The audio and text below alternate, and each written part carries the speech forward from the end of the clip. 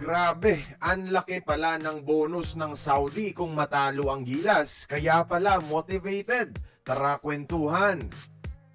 Saudi Arabia versus Gilas crossover knockout game para makapasok ng quarterfinals.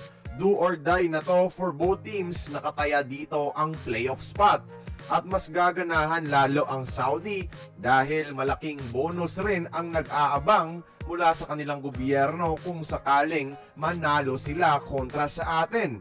Ayon sa isang sulat tungkol sa Saudi Ministry of Sport, yung matatanggap na bonus or incentive ng mga Saudi players kung sakali ay nasa around 50 to 100,000 Saudi Riyal o tumataginting na humigit kumulang 700,000 to 1.5 million Philippine peso, mga idol.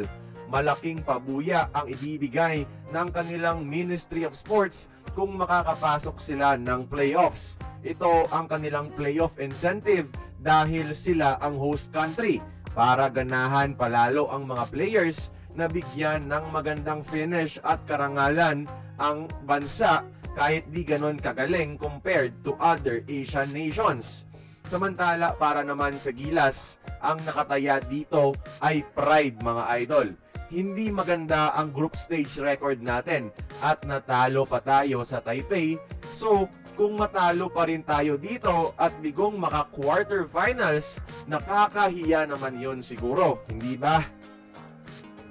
Pero kahit ganito ka-motivated ang Saudi, di pa rin nawawala ang kaba nila laban sa ating national team. Alam nilang nakataya dito ang kanilang host country pride. Pero aminado ang kanilang Spanish head coach na very difficult ang laban kontra ng Gilas, ika nga.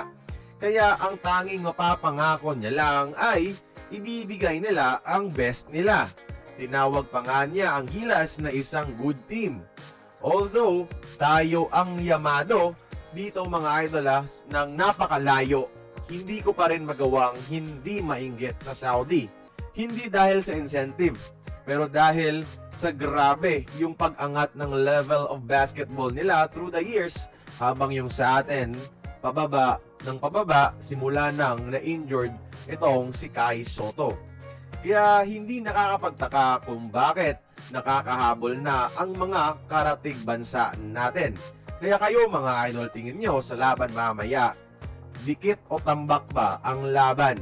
Join the conversation, magkomento lamang sa ibaba.